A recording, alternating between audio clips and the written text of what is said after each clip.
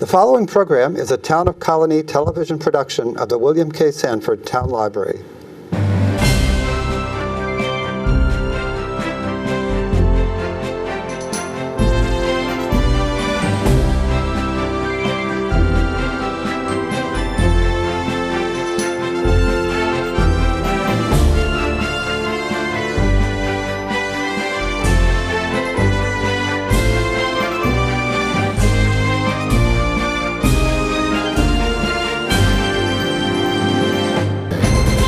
Welcome to Getting to Know You. My name is Joe Nash. Today we're going to be talking about solar energy. And we have with us Gillian Black. He's a senior associate at CSArch, a architectural design firm. They just did the inside of Pioneer Building right across from the library. They're a very large company. They work with designing and renovating schools, colleges, civic buildings, institutional. So welcome, Gillian. Thank you. And I guess your biggest market is schools, you were telling me before we started? That's right. The PK through 12 public school district market is our largest. Okay, and one of the things that you do, which is why you're here to talk today, you advise institutions or schools, on whether they should go solar. Is that the right term? Am I using? Or? Yeah, go solar. Or how they could use solar to help their, their bills. So tell me a little bit about that. Sure. So I'd say back in 2009 or so, we were approached by a few of our school district clients who had themselves been approached by solar companies.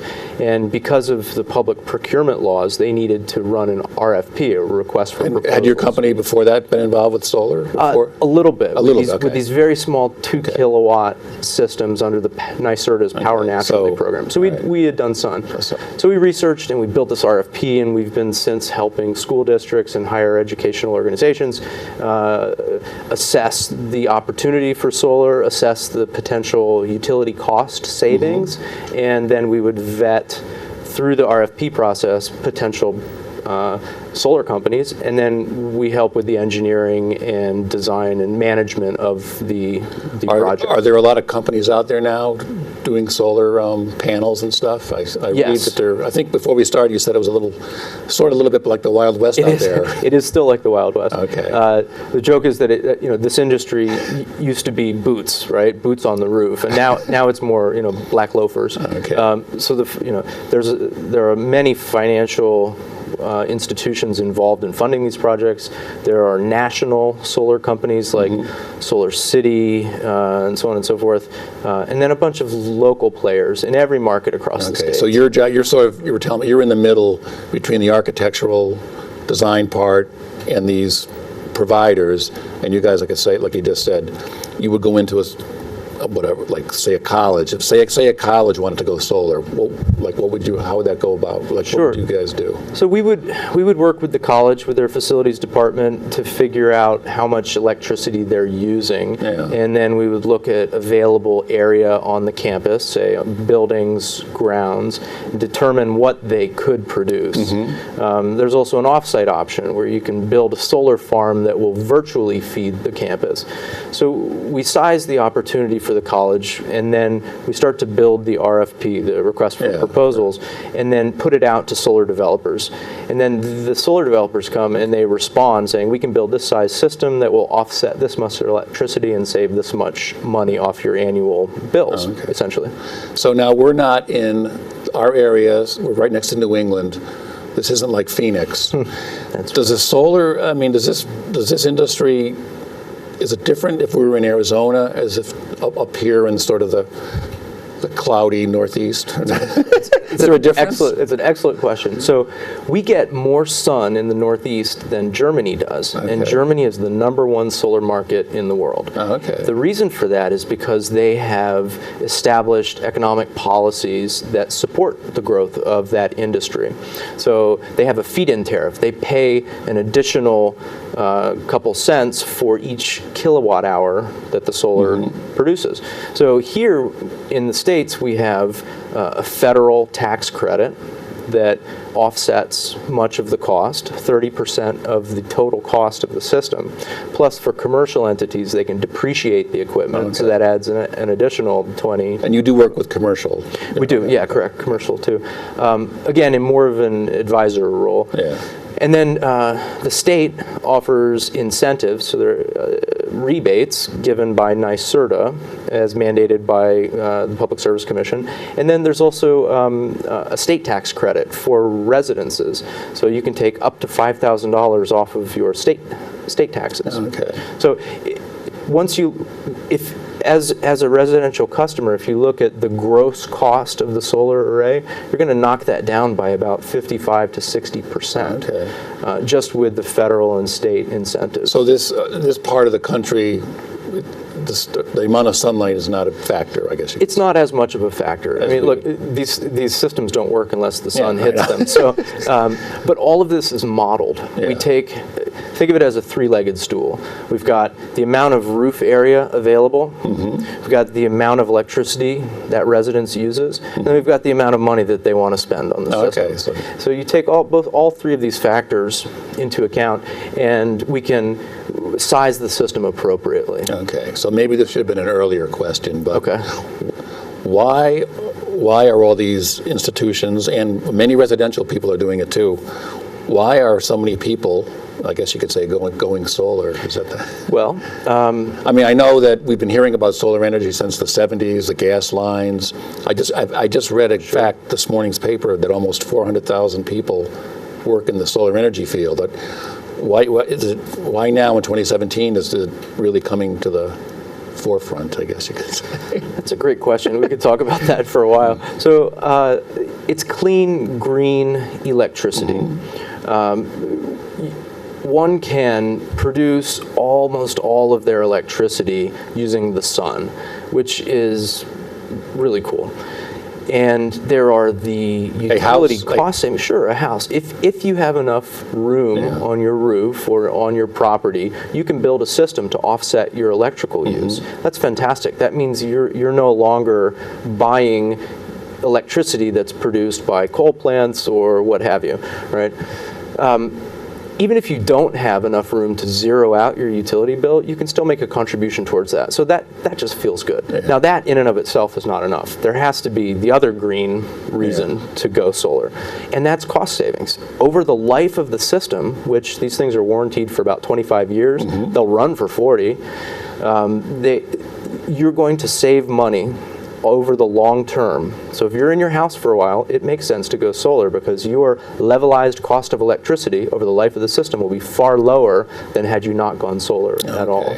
So it's really dollars and cents. But I was just reading also, they're saying by 2050 that a really significant portion of not just the United States, but the world's power may be coming from solar. Is that how you've been reading things like that too? I certainly hope so. There are barriers to entry, I suppose, for solar and wind, for that matter, on a large scale to supplant the fossil fuel generation resources.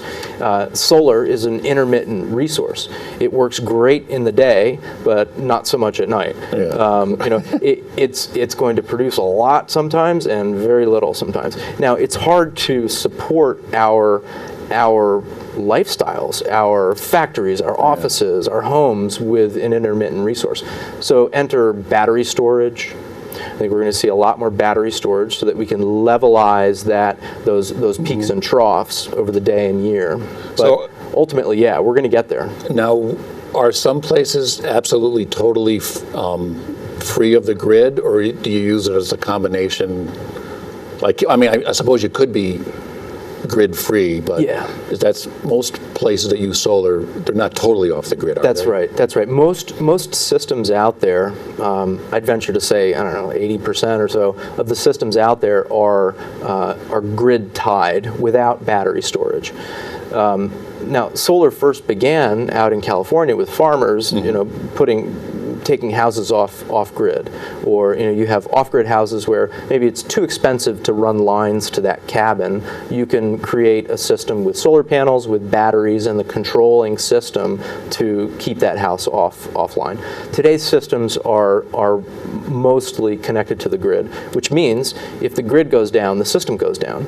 Okay. Right? There's no intermediary storage to facilitate a transition. There's no control system. Whereas if you build it with a battery system, now you can isolate from the grid if it goes down, and your system is now an isolated off-grid system. Right? And that has additional cost with batteries and the control systems, but it's certainly possible. And that we would call grid-tied battery backup. Okay. So besides, you work with a lot of schools, your company, but besides schools, what other kind of institutions, like what other kind of places are thinking of doing this, or you've worked with besides schools? Sure. So I started my career in solar in 2008-ish, and I worked with small solar companies up and down the East Coast, designing and installing systems for residences and small commercial entities. So that's a big part of the market. So houses, small businesses, large businesses with multiple locations, institutions, fantastic, municipalities. Municipalities are going solar. Clifton Park has one on the landfill. Saratoga Springs has one that's going to be built on their Weibel Avenue landfill. And again, it's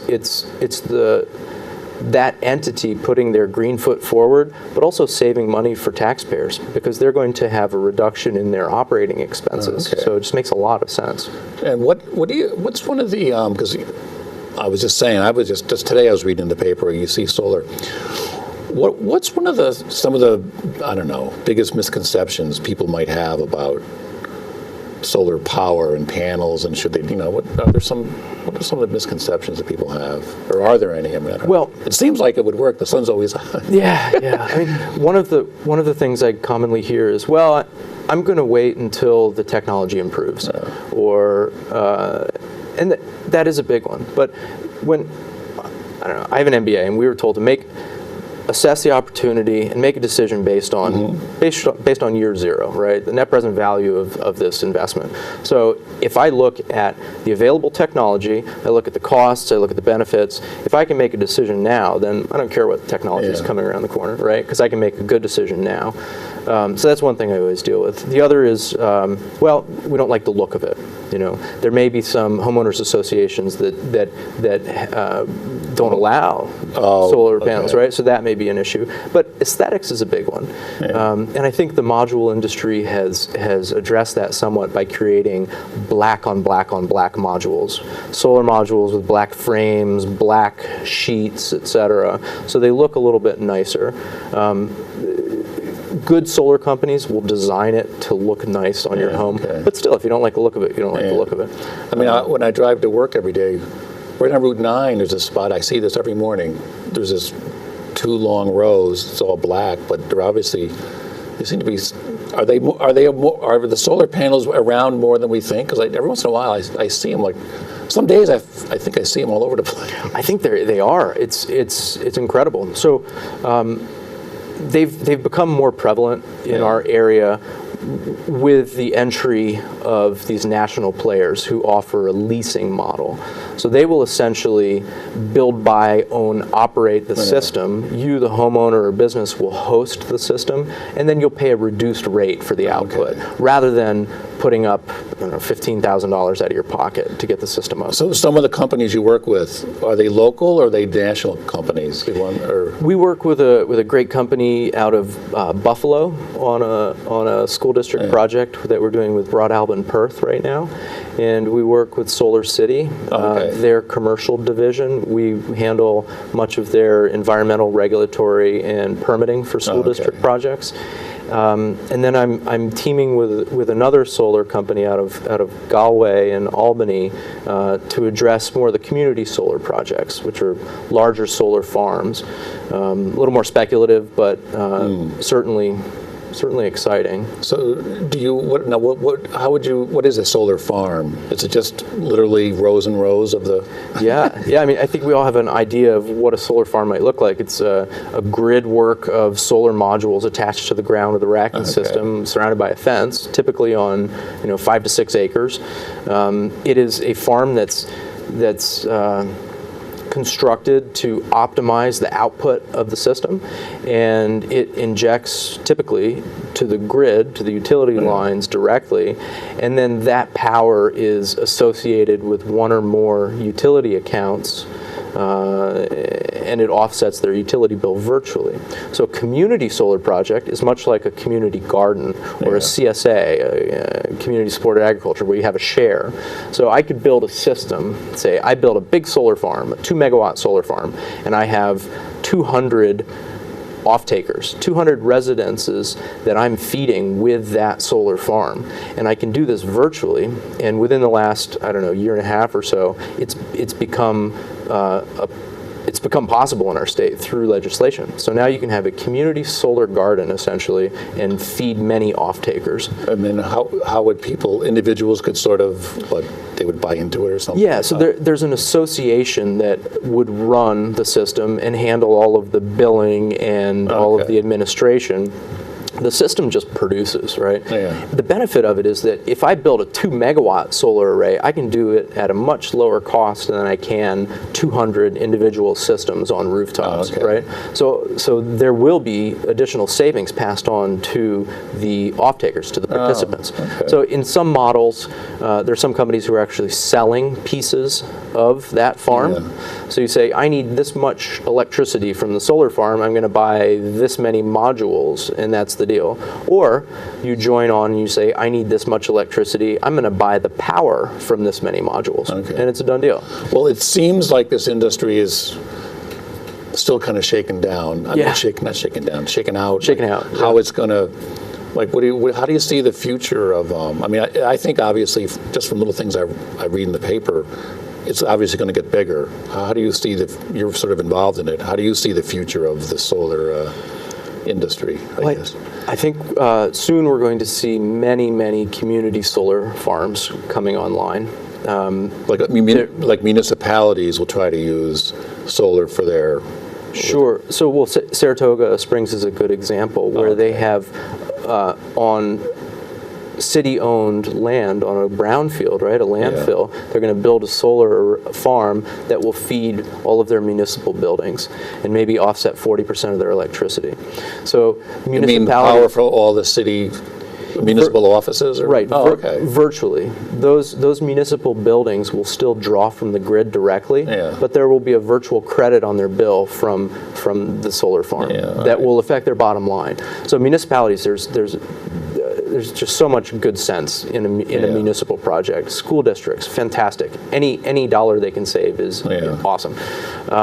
Residential customers, I think, will increasingly move to solar farms because they don't have to put it on their house. They can have an optimized system for lower cost somewhere else, and it's managed by someone else. So that would be like a separate line into your house coming from the solar farm? No, it's literally done on the utilities end. So the association who manages the solar farm, they have a list of all of their members with all of their utility account numbers. They give that to the say National Grid, and then they say give this percentage of the solar farm's power to each of these people, and it happens on the billing side.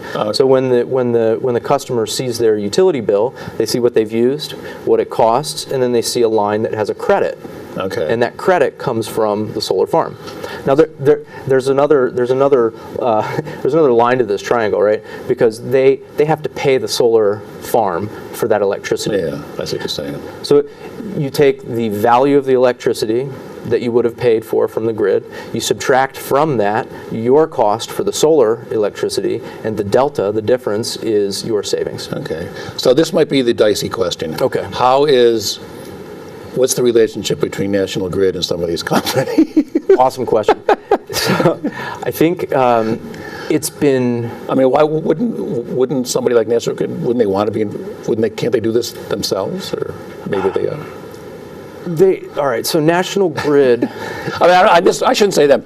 How are power companies responding to this? I guess They have a love-hate relationship Yeah, with these systems. On one hand, one could assume that money is being taken out of their pockets, right? They're losing profit from some of these, so that's a reality. On the other hand, solar, renewable energy, especially with energy storage, has the potential to regulate voltage along the lines. Yeah. It has the potential to alleviate congested areas. For instance, Con Edison down in the city had a decision they had to make. They, in the Brownsville area of, I believe it's the Bronx, they were faced with a $1.2 billion investment to upgrade a substation, a utility substation that fed this part of the grid in the Bronx. They were challenged to come up with a new idea. So what they did was they implemented solar plus energy storage for a few $100 million. They created a program to get people to put these projects together, and they saved about $1 billion by not doing this. So that's a power company that did that, though. That's a power company that funded an incentive program to get these projects built. All right, so maybe that could be a future... At 1/6 of the cost, if I do my math right, yeah. Right. So, having said that, New York State is undergoing, or is in the process of reforming our energy vision. So, the governor's office, the legislature, the Public Service Commission, NYSERDA, everyone is working to create the utility grid of the future, to change the mechanisms by which we upgrade our infrastructure, how we value electricity across the infrastructure, and how we place projects throughout the state. So they're revaluing all of the kilowatt hours that a solar project will inject to the grid. And this is ongoing. There's been some good movement, but there's still some uncertainty. Isn't it, I mean, aren't cell phone towers, aren't they run on solar? They can be. Generators or solar, those are great applications. So any remote system like that needs battery backup. Those are great applications. Charging stations, electric vehicle charging stations, it's really expensive to run the power lines from, say, a Hilton hotel electrical system out to one of their parking lots. You know, why not plop down a unit that has solar panels and a battery in it, right? So how did you mentioned in the beginning here, you worked for many companies up and down how did you get interested in the solar field? I did my MBA at RPI at the Lally School, and I focused on technology commercialization and entrepreneurship with a focus on solar and wind. So I did an internship with a wind company owned by Goldman Sachs a long time ago. Got into wind development, but solar was really my passion.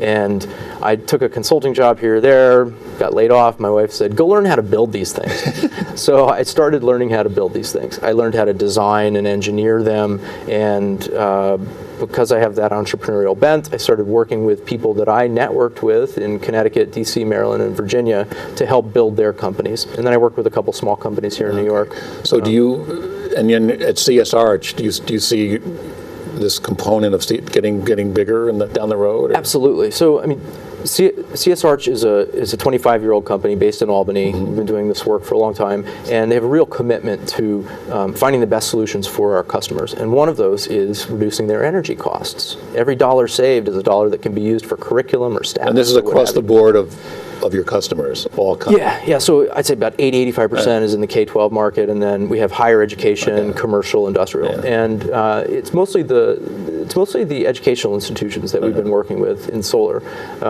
So we started doing it, and it's something that we love, and it's a commitment that we've made to keep doing it. And what has the feedback been from some of these schools? I mean, well, to be candid, the superintendent and business official and facilities directors that we work with, they say, "Wow, I've learned a lot more about solar than I ever wanted to."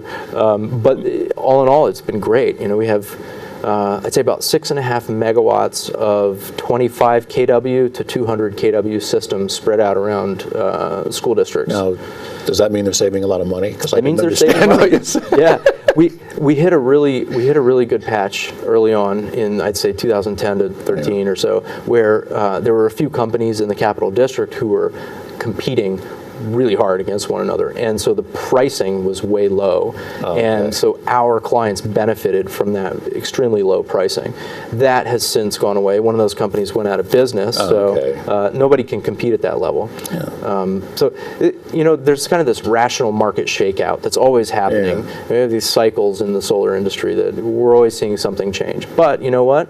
Those schools still have those modules on their rooftop, and they're still saving the money. The company might not be here, but they are. Does it, I guess, if a school is already existing, so does it matter like what kind of roof they have, or what do they face east or west, or does any of that come into play? Or yeah, good question. So